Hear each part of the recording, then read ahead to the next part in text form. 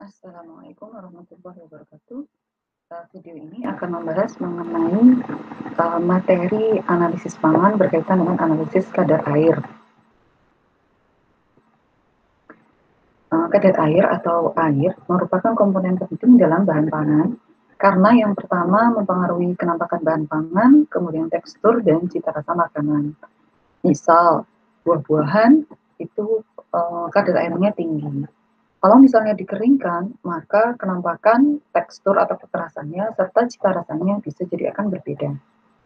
Kemudian hal yang kedua, air merupakan komponen yang biasanya paling banyak dalam bahan pangan. Misalnya buah-buahan itu bisa mengandung kadar air sampai 90%, sehingga padatannya hanya 10%. Kemudian air juga dapat berfungsi sebagai senyawa pembawa yang mengangkut zat-zat makanan dan sisa-sisa metabolisme. Selain itu, air menjadi media reaksi yang menstabilkan pembentukan biopolimer dan sebagainya. Ini adalah contoh struktur pada buah apel. Kalau misalnya kita ambil potongannya, kemudian dilihat di mikroskop, maka di sini akan ada jaringan dari buah yang di dalam vakuola buah itu, dan juga di antara sel itu ada cairan antar sel, dan juga di dalam vakuola juga ada intracellular water. Jadi di dalam bahan pangan sebagai komoditas hortikultura yang setelah dipanen pun sebenarnya masih tetap hidup ya. Jadi tetap melakukan metabolisme. Itu sel-selnya di dalamnya ada air, kemudian di senyawa antar sel itu juga ada. Kemudian di bagian sel wall sebenarnya juga ada air yang terikat. Dalam bahan pangan, jumlah air itu dapat berbeda-beda, baik itu bahan hewani maupun nabati. Dalam bahan pangan yang kita mengiranya kering sama sekali pun sebenarnya masih ada kadar airnya. Dan air terkandung dalam jumlah tertentu. Misalnya kalau yang di sini tuh ada biji-bijian, ada kismis, ada kacang-kacangan, ada buah-buahan kering, tetap ada kadar airnya. Kemudian di sebelah kanan ini adalah kadar air dari beberapa jenis makanan ya. White bread atau roti putih yang diperkaya, ini bisa diperkaya dengan vitamin atau mineral, itu kadar airnya kurang lebih 13,4. Kemudian yang tidak mengandung air sama sekali adalah minyak. Ya. Kemudian gula, jadi kristal gula itu sama sekali tidak mengandung air. Tapi kalau brown sugar atau gula merah itu masih mengandung air sejumlah 1,6. Kemudian di sini Anda bisa melihat bahwa susu itu 88% diantaranya merupakan air. Sehingga kalau Anda ditanya apa komponen terbesar dalam susu, maka jawabannya adalah air, bukan protein. Protein mungkin adalah komponen padatan terbesar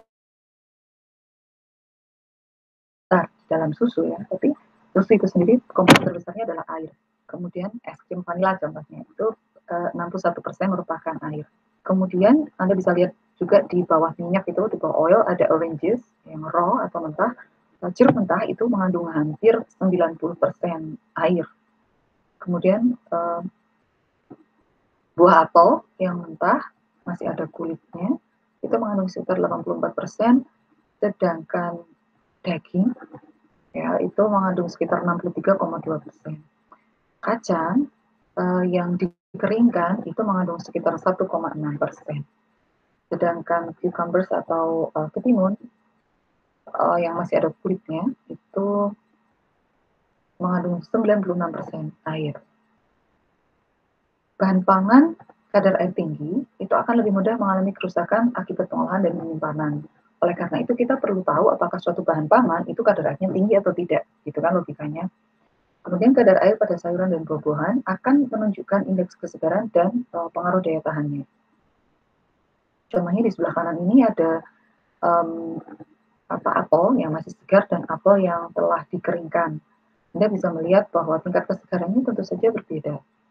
Kemudian air juga memberikan tekanan pada vakuola buah sehingga lebih tegar gitu. Kadar air menentukan nilai gizi, kemudian menentukan berat sampel, berat padatan sampelnya. Jadi kalau misalnya dari suatu bahan dikurangi kadar airnya, maka kita akan tahu berapa kadar padatannya. Kemudian kadar air juga penting dihitung agar kita dapat menentukan hasil penelitian analitis dengan basis yang sama di samping sebagai standar komposisi suatu bahan. Seperti apakah itu? Kalimat terakhir ini nanti akan saya jelaskan di slide berikutnya. Jadi dalam bahan pangan itu ada yang namanya wet basis atau bahan pangan yang utuh gitu ya, belum dikeringkan, dan ada yang namanya dry basis atau bagian kering dari bahan pangan, yaitu komponen protein, lemak, karbohidrat, abu gitu, atau mineral. Jadi dry basis itu adalah bahan keringnya. Kalau wet basis itu keseluruhannya yang masih mengandung air. Nah, kalau misalnya suatu bahan pangan itu dikeringkan, maka bagian airnya akan menguap, sehingga si bahan akan mengalami perubahan bentuk akibat menguapnya air tersebut. Maka kita kemudian mendapatkan bagian kering dari bahan tersebut. Nah, apa yang dimaksud dengan menentukan hasil penelitian analisis dengan basis yang sama dan penentu standar komposisi bahan? Nah, seperti ini. Ketika kita menghitung berat sampel sebelum dikeringkan, berat sampel asal ya, berat sampel awal, maka di dalam bahan tersebut akan terkandung air, kemudian bahan padatannya. Anggaplah bahan padatan itu terdiri dari protein, lemak, dan karbohidrat. Bisa jadi ya, di dalam bahan pangan itu ada air misalnya 25%, protein 25%, lemaknya 25 juga, karbohidratnya 25. Kemudian apabila jadi bahan utuhnya itu namanya wet basis, dan kalau airnya dikeringkan ini namanya dry basis.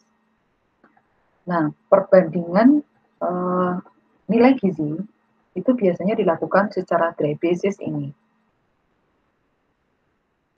Dry basis itu seperti apa? Yaitu kadar suatu bahan ketika airnya sudah dihilangkan.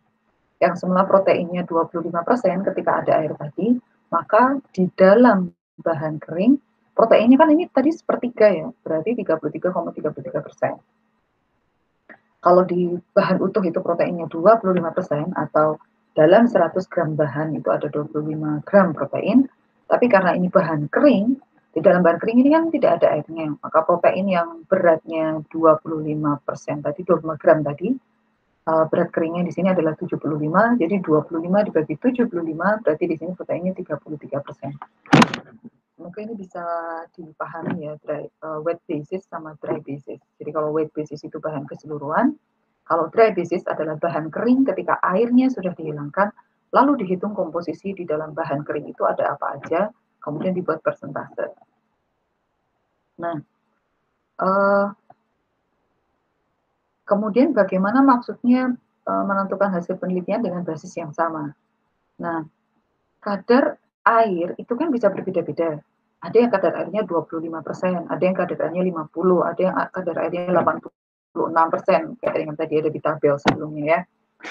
Nah, kalau dalam bahan pangan, perbandingan nilai gizi itu dihitung berdasarkan persentase dry basis atau bahan keringnya. Gitu. Jadi persentase bahan ketika airnya sudah dihilangkan. Sehingga kita bisa tahu dalam bahan padat itu protein, lemak, dan karbohidratnya ada berapa. Contohnya begini, ada bahan A dan bahan B. Bahan A kadar airnya 25%, sedangkan bahan B kadar airnya 50%. Ketika sama-sama dihilangkan, maka bisa kita lihat bahwa bahan A memiliki padatan sebanyak 75% atau 75 gram per 100 gramnya, sedangkan bahan B hanya memiliki 50. Gitu ya. Kemudian misalnya suatu bahan sama-sama mengandung 25% protein alias 25 gram per 100 gram total bahan. Kalau di dalam bahan A, maka nilai protein A itu secara dry basis adalah 33,33% karena hanya mencakup sepertiga dari bahan padat.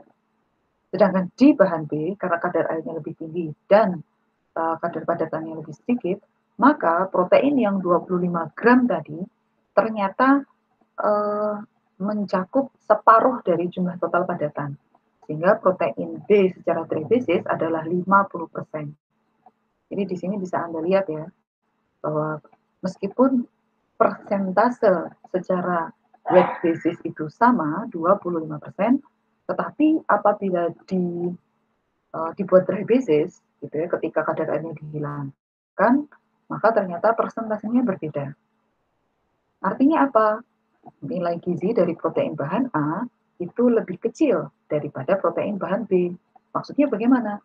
Artinya jika sama-sama berbentuk bahan kering saja, jika dihilangkan airnya, dalam 100 gram bahan kering, jumlah protein B pasti akan lebih banyak daripada protein A.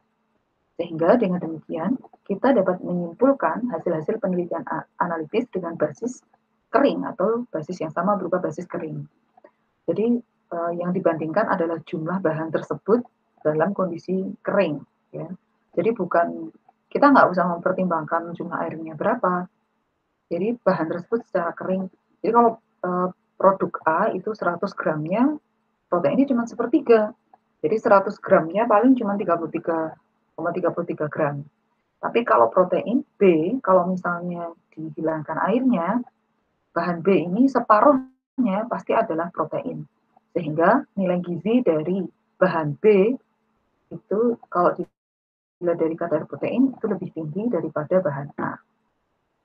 Jadi dengan demikian kita dapat menentukan hasil dari penelitian itu dengan basis kering atau basis bahan kering yang sama.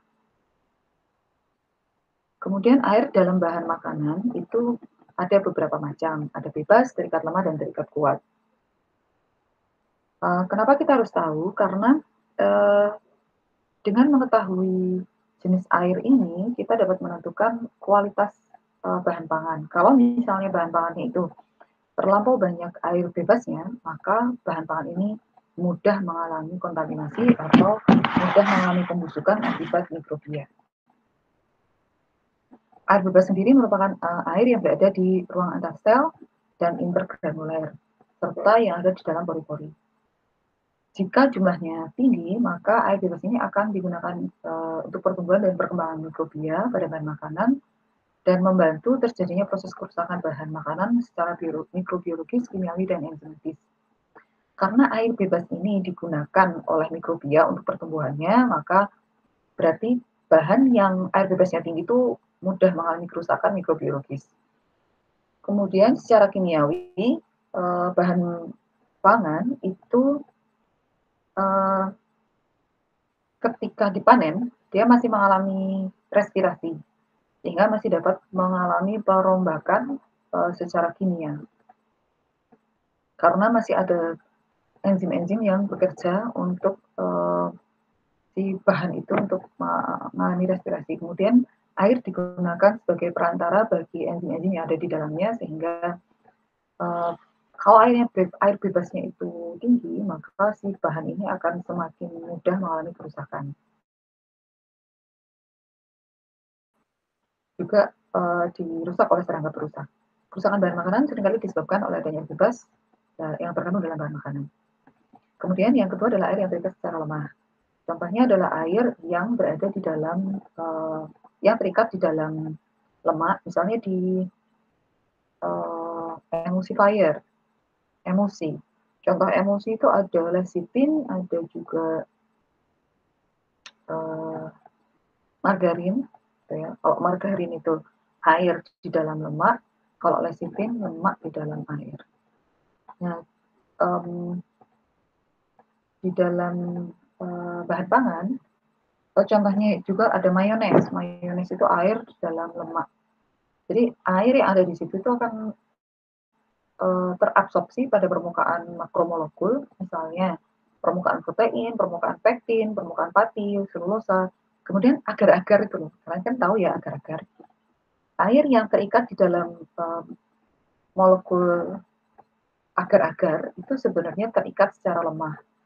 Maka kalau misalnya kalian keringkan, agar-agar itu pasti akan mengering dengan cepat gitu karena airnya terikat tapi terikat secara lemah. Kemudian air juga bisa terikat pada molekul protein, pada selulosa, gitu ya, dalam bentuk dispersi di antara koloid.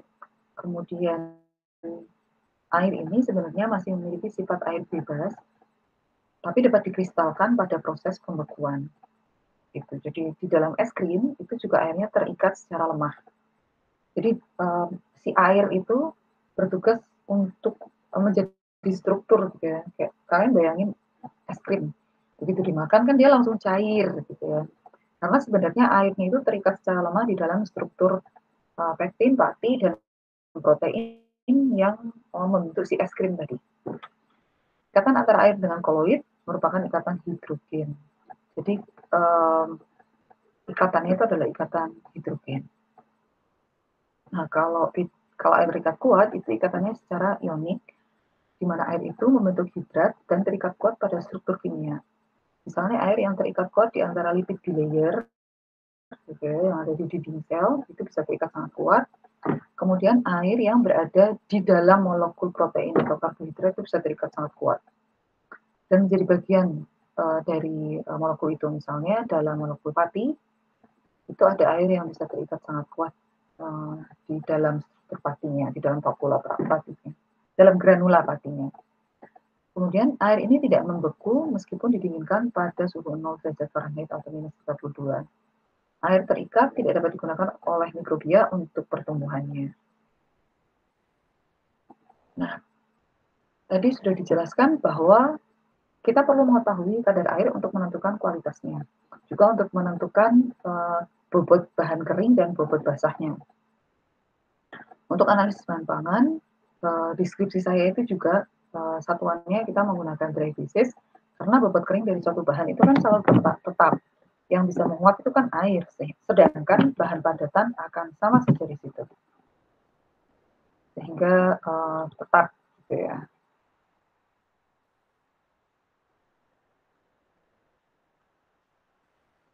Analisis kadar air itu ada beberapa. Yang akan banyak saya jelaskan di sini adalah metode pengeringan dengan termografimetri. Sepertinya kalian mungkin sudah pernah melakukan di praktikum atau mungkin pas praktikum online sudah dijelaskan ya.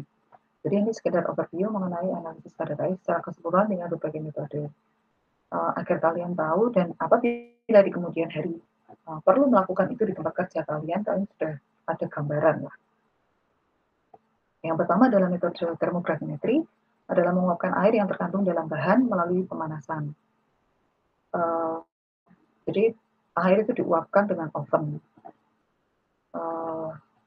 Pengurangan bahan akibat pengovenan itu dianggap sebagai air yang menguap. Gitu. Kemudian yang kedua adalah metode destilasi. Jadi air diuapkan dengan zat kimia tertentu yang titik didihnya lebih tinggi dari air, sehingga lebih lambat menguap dibandingkan air.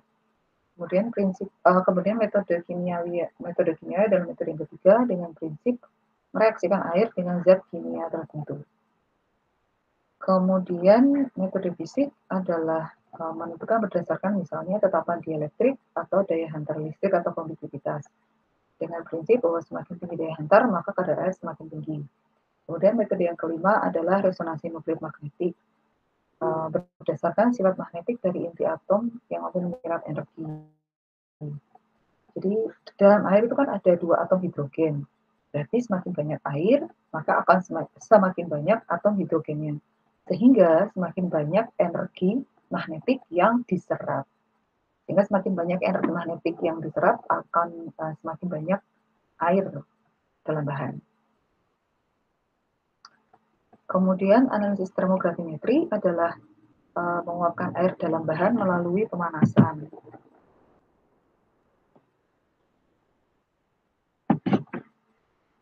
Lalu ditimbang hingga berat konstan, sehingga selisih berat bahan sebelum dan sesudah pemanasan merupakan air yang menguap gitu. Jadi kita bisa memperhitungkan kalau air yang menguap, berapa sih kadar airnya? Oh, ya yang menguap tadi. Ini adalah percobaan yang paling sering digunakan karena relatif mudah dan murah. Kemudian kalau misalnya diuapkan ya, di air atau moisture yang berada di antara sel-sel itu akan menguap Hingga kemudian yang tersisa adalah bahan keringnya. Ini contohnya adalah jeruk yang sudah dikeringkan, bentuknya kayak begini. Kemudian analisis termografimetri itu mudah, tapi memiliki kelemahan. Antara lain, bahan selain air bisa ikut menguap dan hilang bersama uap air. Juga dapat terjadi reaksi selama pemanasan yang menghasilkan air atau menghasilkan zat lain yang mudah menguap.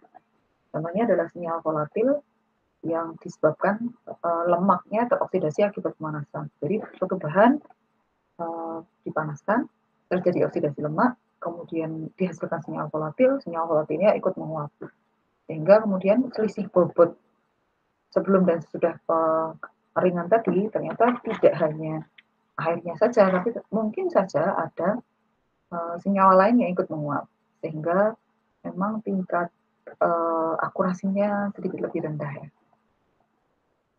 Bahan yang mengandung suatu zat yang mampu mengikat air secara kuat akan sulit melepaskan air tersebut meskipun sudah dipanaskan. Kemudian dalam analisis termografimetri, prinsipnya adalah menguapkan air dari bahan dengan pemanasan hingga bobot konstan sampai semua air menguap habis. Jadi sampel dipotong tipis atau digiling kasar, kemudian ditimbang sebanyak 10 gram dan dipanaskan dalam oven suhu 105 sampai 110 derajat Celcius hingga bobot konstan. Jadi sudah disebutkan ya kelemahannya. Kemudian dari perhitungannya adalah selisih bahan sebelum dan sesudah pengopenan. Kenapa suhunya harus ada di antara 105 sampai 110? Karena apabila suhunya di bawah 105, maka pengopenan akan berjalan sangat lama atau tidak efektif dan tidak efisien karena suhunya terlalu rendah. Tapi jika suhunya di atas 110, maka kemungkinan terjadinya reaksi samping, ya, reaksi yang lain itu akan lebih besar. Contohnya tadi oksidasi lemak, kemudian juga reaksi namanya reaksi Maillard, gitu ya, reaksi antara gula dengan asam amino, sehingga nanti gula dan asam amino akan berubah masanya gitu, yang kemudian menurunkan bobot dari si air, menurunkan bobot sampel gitu ya, sehingga kita memperkirakan kok itu air yang menguap, padahal bukan. Sehingga suhunya ada di range 105 sampai 110 karena ini adalah suhu yang paling efektif untuk menguapkan air tanpa menyebabkan reaksi-reaksi yang lainnya. Kecuali kalau misalnya ovennya rusak gitu, kemudian suhu yang ditunjukkan 110 tapi ternyata suhunya di atas itu, gitu, Allahu a'lam. Jadi bahan kemudian diuapkan airnya sehingga kemudian dia mengalami penyusutan gitu ya karena airnya sudah menguap. Selisih bobot sebelum dan sudah pengeringan dibagi bobot total bahan awal merupakan kadar air WB atau weight basis, jadi kadar air secara keseluruhan. Alat yang digunakan adalah oven, penjepit, botol timbang, dan eksikator yang dilengkapi silica cair. Jadi wadah sampel itu adalah botol timbang. Di luar oven, maka botol timbangnya harus ditutup. Sedangkan di dalam oven, kan kita mengeringkan bahannya. Maka di dalam oven, botol timbang ini tutupnya harus dibuka. Karena kan kita menguapkan. Kemudian ini adalah oven yang ada di Lab Teknologi Pangan Universitas Gadjah Mada. Jadi yang saya gunakan untuk analisis saya. Umurnya sudah lama, mungkin ini lebih tua daripada umur mahasiswa teknologi pangan angkatan 2019, bisa jadi ya. Kemudian botol timbang jangan dipegang pakai tangan ya, panas ya, jadi pakai penjepit. Kemudian fungsi eksikator adalah untuk membawa botol timbang dari oven ini. Jadi dari oven botol timbang kan diambil, mau ditimbang gitu kan. Nah sebelum ditimbang harus dimasukkan dulu ke eksikator. Karena begitu botol timbang itu di oven, dia kan akan mengering dan masih panas. Bahan yang sudah dikeringkan akan bersifat higroskopis atau mudah menyerap air. Sehingga si botol timbang tadi atau sampel itu kalau tidak dimasukkan eksikator, dia akan menyerap uap air dari lingkungan. Gitu, sehingga pengukuran jadi tidak akurat. Nah, maka sebelum ditimbang, Itu botol timbang dan sampel tuh dimasukkan ke dalam eksikator dulu, baru setelah itu ditimbang gitu kalau suhunya sudah lebih dingin. Kemudian ini adalah tahapan analisisnya, jadi botol timbangnya di oven dulu, didinginkan dalam eksikator, ditimbang, kemudian diisi dengan sampel, kemudian ditimbang, kemudian di oven 105 derajat Celcius selama sebenarnya ini selama 4 jam sih. Kalau misalnya setelah ditimbang tuh beratnya konstan, bisa di oven lagi 30 menit gitu, sehingga diperoleh bobot botol dan sampel di akhir. Ya, jadi si botol timbang dipanaskan dalam oven agar bebas air. Jadi yang kita hitung bukan air di dalam botol timbangnya ya, tapi dalam sampel betul. Jadi si botol timbang dipanaskan, lalu ditimbang hingga diketahui bobotnya atau bobot B. Kemudian diisi sampel tanpa dienolkan. Nah, sampel ini beratnya sekitar 5-10. Nah, kemudian diketahui bobot botol plus sampel atau B plus S. Kemudian di oven pemanasan suhu 105 derajat Celcius selama 4 jam biasanya. Kemudian akan didapatkan sampel yang sudah dikeringkan. Nah, botol plus sampel akhir tadi ditimbang bersamaan. Sehingga kemudian dapat dihitung ada kadar air, perhitungan kadar air adalah B plus S atau botol plus sampel yang pertama dikurangi botol plus sampel setelah pengeringan, dibagi botol plus sampel awal, dikurangi berat botol. Kalau kita hilangkan botolnya, maka ada S min, S aksen dibagi S. Atau sampel awal dikurangi sampel akhir, atau bobot sampel awal dikurangi bobot sampel akhir, dibagi sampel awal. Inilah kadar air wet basis. Kemudian di rata-rata dibagi 3. Kemudian yang dimaksud kadar air dry basis adalah kadar air wet basis dibagi 100 min kadar air wet basis.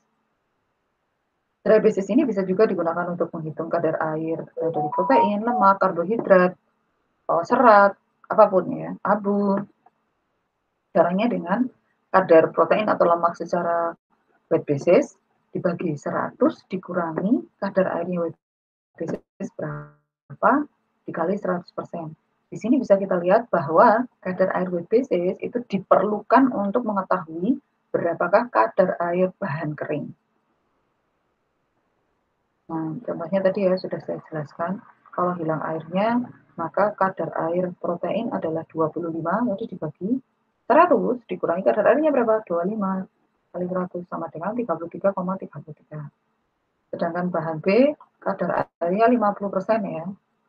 Itu kadar protein DB-nya berapa? Yaitu kadar protein DB 25 dibagi 100 dikurangi kadar airnya tadi 50. Hasilnya 25 dibagi 50 ya 50%. Artinya secara bahan kering, protein dari bahan B itu lebih tinggi daripada bahan A. Kemudian tadi ya saya menceritakan ada penguapan air dengan metode lain, itu ada yang menggunakan oven vakum. Nanti materi bisa saya share kepada Anda dan Anda bisa membaca sendiri. Jadi di ovennya itu dibuat tekanannya minus 50 cm Hg. Dan suhu ovennya diatur sekitar 70 derajat Celcius.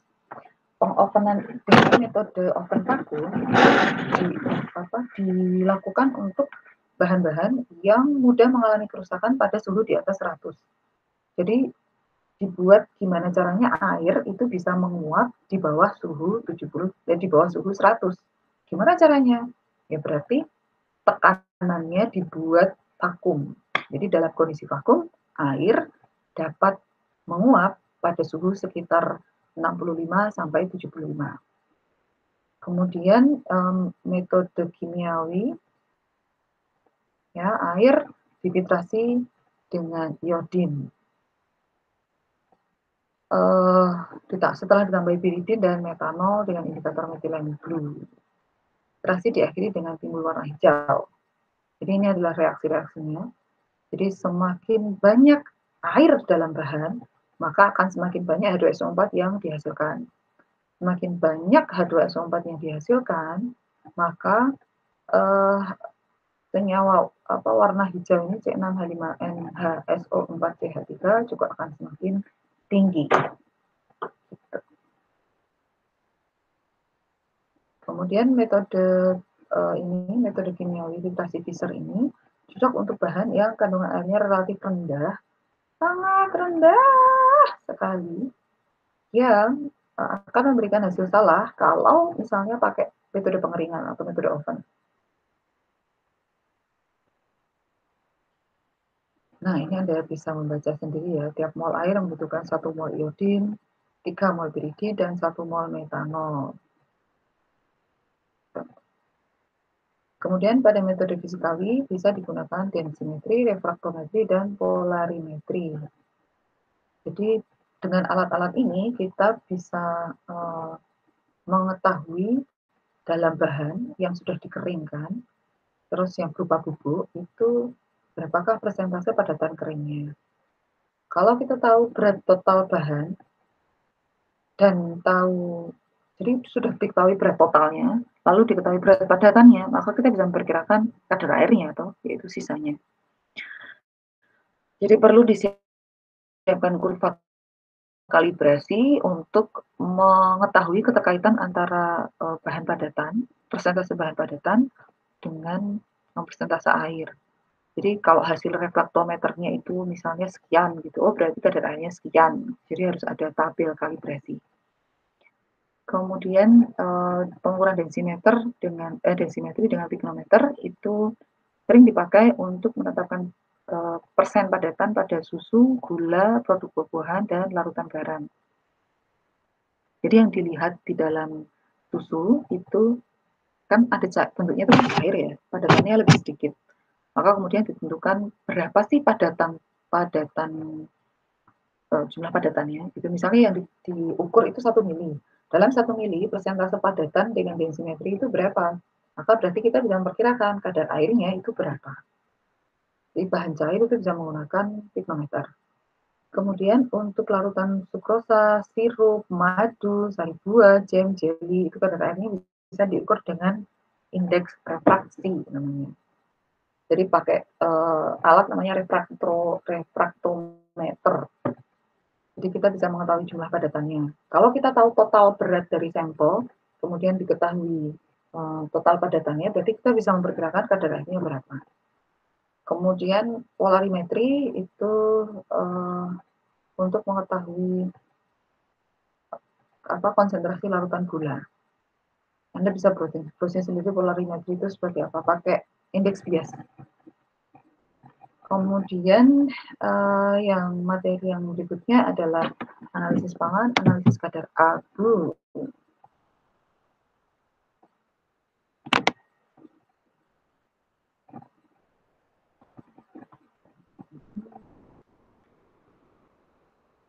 Kita akan sambung di video berikutnya.